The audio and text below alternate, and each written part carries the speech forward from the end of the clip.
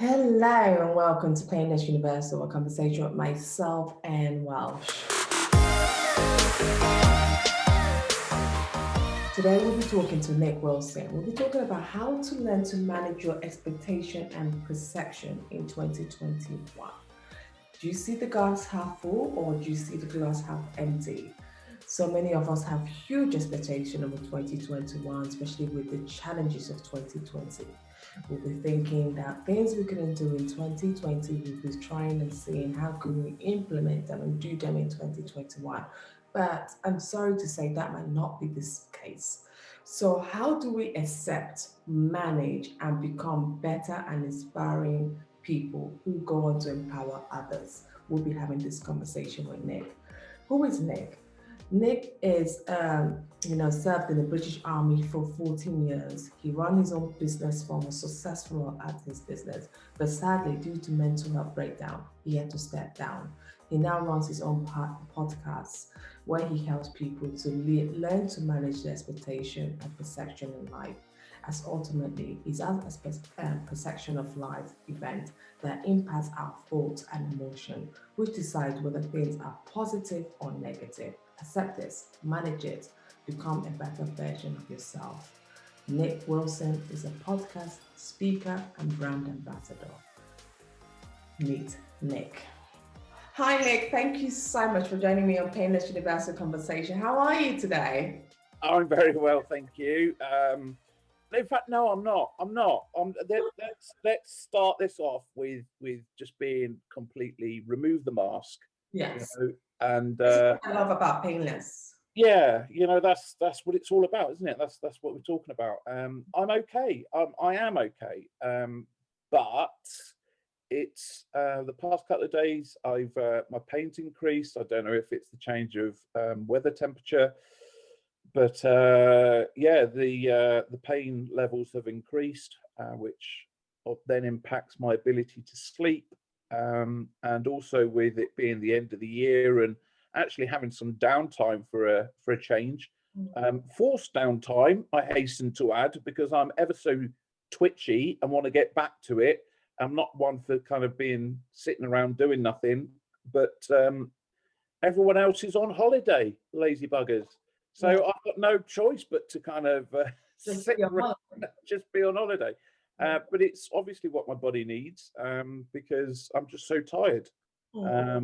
So yeah, I'm okay. I'm managing, and I think after the year we've all had, we all individually had our own nasty experiences from this year, whatever it may be, and the fact that we've many of us have seen it through. Obviously, over 70,000 people haven't, and our hearts go out to their families and loved ones. But life does go on, and we've made it through, and that needs to be celebrated. And the way that I've looked at Christmas, and especially New Year, which is a bit of a non-entity for me anyway, but I'll certainly be celebrating life and the fact that after everything that's has happened in a number of areas, for me, not including COVID, I've got through it somehow. I think you're absolutely right there, because 2020 has really been a challenging year, and it's really got people to look at life differently. And even before we go into that, I just wanted you to tell us a little bit about, how you started your humble beginnings to get to where you are today, and why you think mental health challenges are very important, in anything we do. Well, to be honest, I joined the army when I was 21, and back then mental health wasn't even on my radar. It wasn't even a thing to me back then. And during my time in the army, it started to become a thing when I think. Trying to think. So I did 3 Northern Ireland tours. Then I did Kosovo, Iraq. So when I went, in fact, no, it wasn't. Sorry, after Kosovo, it was. I was actually diagnosed with having depression by the senior medical officer, and it's in my records as well. But they didn't do anything about it. And I fought and fought for it not to be mentioned on my records and not to do anything about it, not to go on the tablets, because if my seniors and my officers knew that I had depression, the likelihood of me deploying out to Iraq would be non-existent. You know, it just wouldn't happen. And we knew at the time that there was the possibility of it of Iraq coming about. I pretty much came back from Kosovo. And we were within a matter of months, we were deploying to Iraq, and it was in Iraq when my wife left me, and we were out there for Christmas, and the army refused to send me back, and I ended up getting medevaced, casevaced out of Iraq right towards the end of the tour because I collapsed. And I was then in hospital in Iraq, and basically, I wouldn't say in a coma, but I was, all I remember was collapsing and then waking up in the UK 2 or 3 days later. And I was unconscious, asleep, whatever, for the entire thing. It was just like my body just completely shut down. And so that was my real initial kind of mental health suddenly became on my radar at that point, you know. But the mindset in the army is mind over body, you know, mind over matter, and you just push through it, you get on with it, and the whole stigma, the whole mentality within the culture, not just the workplace, but the culture itself is get on with it, you know. Pain is weakness leaving the body. That's one saying that the army had, you know, and it really was mind over matter, get on with it, push through, which, okay, yeah, to a point, but you really need to know yourself to know when actually too much is too much. Absolutely. And then I left. I was in the army for 14 years, and I ended up doing 2 Afghan tours as well afterwards. And by the time I came out, it was actually because of my physical pain that I came out, and my spinal injury. But that all kind of put it on the radar. And then when I was out, I started up my chauffeur business, my first business. And I started that within 3 months of leaving the military. And then from there, I turned the business into a £250,000 business in 2 years. And then, which, you know, is great, is impressive and all that kind of stuff. But the cost of that was year 3 was when I had a breakdown. So when you said just when you had a breakdown, what actually happened? So reflected, I know that I ignored all the red flags. You know, I was working 7 days a week, 16-hour days. I was getting snappy. I'd already lost a relationship because she thought that I had PTSD, and I went to the GP, and they said there's a high likelihood that you've got PTSD, post-traumatic stress disorder, for your listeners, watchers,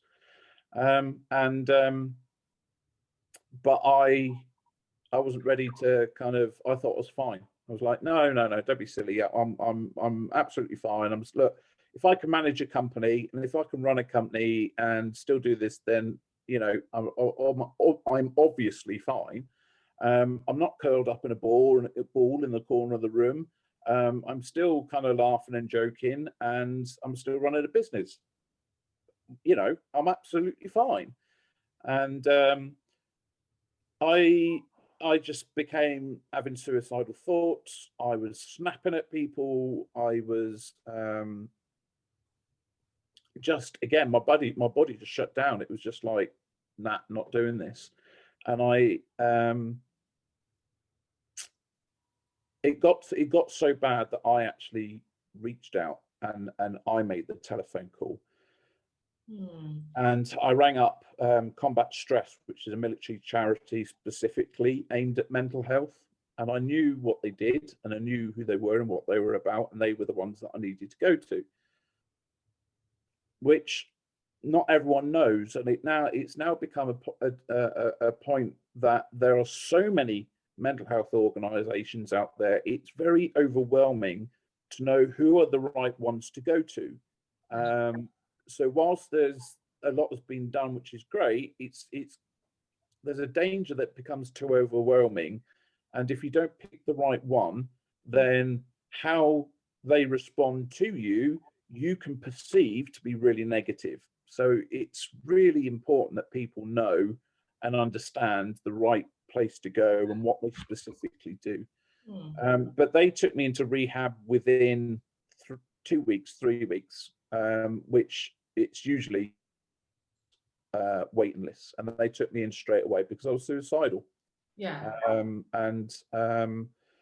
It was actually in rehab that I attempted suicide. So, you know, that was the real, that was the deep point. Listen to what you have to say. You've just said now.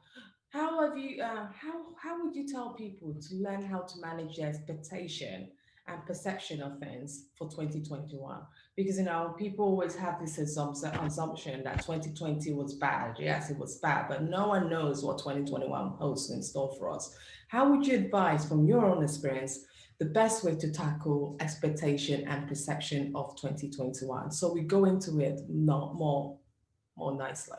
Well, my initial fear, my primary fear, is that people will go into 2021 with the whole mindset of, right, you know, that was 2020. Let's just forget about 2020 and let's go into 21 and let's move forward and just forget about it. And I can see the social media posts from all corners telling people just to kind of, you know, move on and all this kind of stuff. I can almost, all the politicians, the conversation's already started of moving forwards and putting it behind us. It's coming from all angles, and it's such a fear. And I'll tell you why it's a fear. And I'm sure you'll know this yourself. It's because people have experienced all kinds of traumas or just or negative experiences, all kind of pain, fear, anxieties, uncertainties, ups and downs, and all kinds of stuff. And you know, there's a lot of grief out there, for not just for bereavement, but grief of all kinds of reasons. And if we don't take the time, make the time to process this, then it is absolutely going to come back at some point, and it's going to bite you in the bum. And it might not be in 2021. It might be a year down the line. It could be 2. It could be 10 years down the line. But the whole putting it into a box, putting it to the back of your mind and completely forgetting about it like it never happened, those boxes aren't airtight, and they will leak and they will open up, and you'll have no control whatsoever on how it comes out, how it impacts you, whether it impacts you just mentally or mentally and physically, and you end up in physical pain and aches and spinal problems and muscular problems, and you'll have no control over that.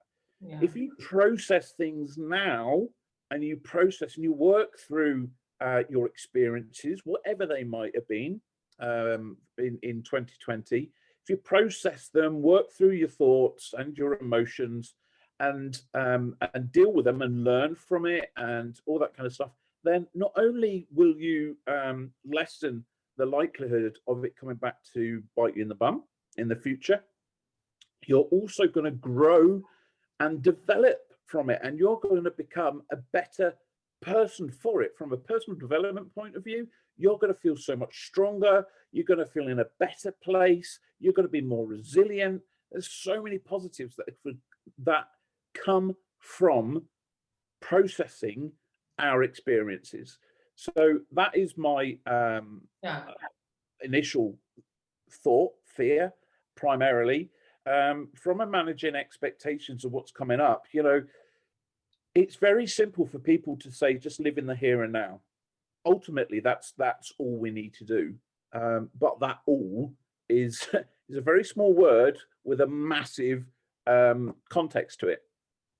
Because living in the now, forgetting about the past and not worrying about the future, ultimately, that's what we need to do. Sounds very simple until you put it into real terms. And this is where theory meets reality, because you'll have a lot of mental health specialists and professionals telling you all you've got to do, if people just forget about the past and not worry about the future, live in the here and now, you'll be absolutely fine. Theory, science, yes, okay, fine, we'll grant you that.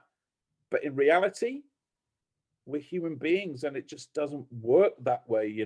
Doing that, if we've lost someone, if you're one of the 70,000 plus people that have lost someone, that grief and that whole process could take you a long, long time. If you've experienced trauma, look at all the frontline key workers, NHS, the police, the traumas that they've experienced, that they still haven't had the opportunity to stop, reflect, process and work through it, because they're dealing with stuff every day, and they're just haven't been given the time. Even a nurse has recently been interviewed and said they've just got to take each day as it comes, and they haven't had a chance to be able to deal with anything that's happened this year, because they know they've got the winter to get through, and then they've got the vaccinations to get through, and that whole logistical process is going to take months. So they're going to be working 12 days, 5, 6, 7 days a week, through till spring, summertime. So then mid 2020 is when we're expecting a lot of key workers, care workers, frontline services to then that's when symptoms of PTSD and traumas start coming through. When they actually take the time to stop, and then they realize what they've witnessed and what they've gone through, that's when it's going to really start impacting. But Nick, in your own life, because we've all been through one kind of pain or the other, what pain in your life has really caused you to change your perspective of things? What pain happened in your life that caused you that change? Attempted suicide would be one point.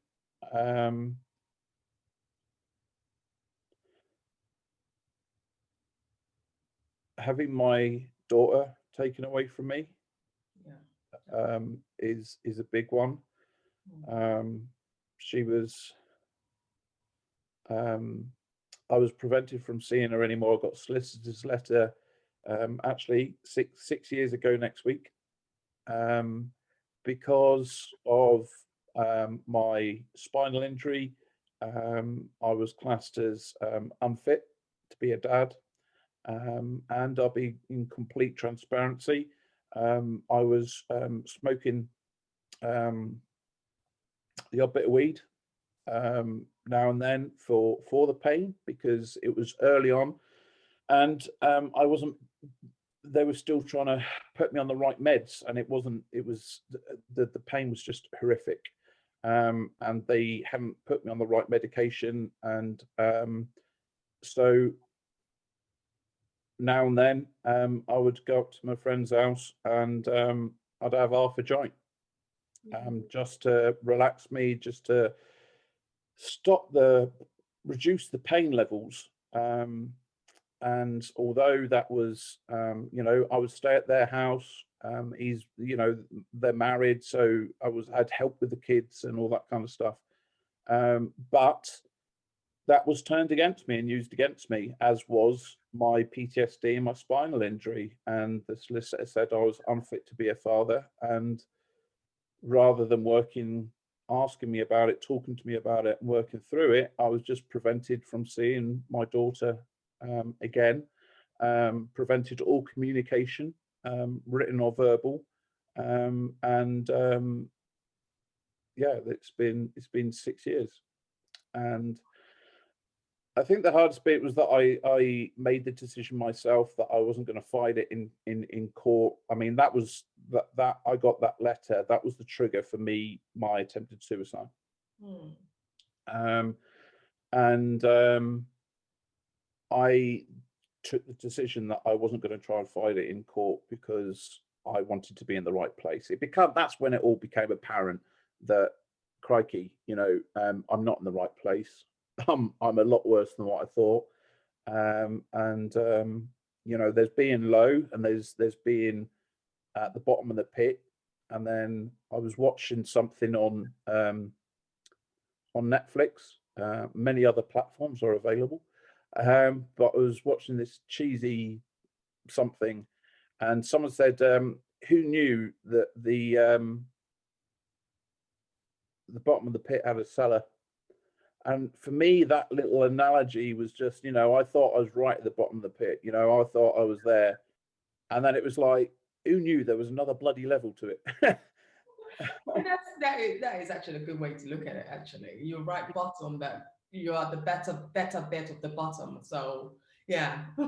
It was like, I thought it was right. And then sometimes you think you're right at the very bottom of life's really kicked you in the teeth. And you think you're at the really lowest point, and then something else happens and you're like, oh my god, there's another level, really? Crikey. And that's where I was at. I was so they're the two biggest. So how did you not let areas. the pain dictate your life? How did you challenge it and dictate it? So I'm still battling that one. Some of it is I could come up with a whole load of really positive textbook kind of responses to that, if I'm honest. But I'll be honest with you and with your viewers that sometimes it's just through grit and dogged determination. Sometimes it's just being a stubborn git and saying, nah, I'm not going to let this stop me.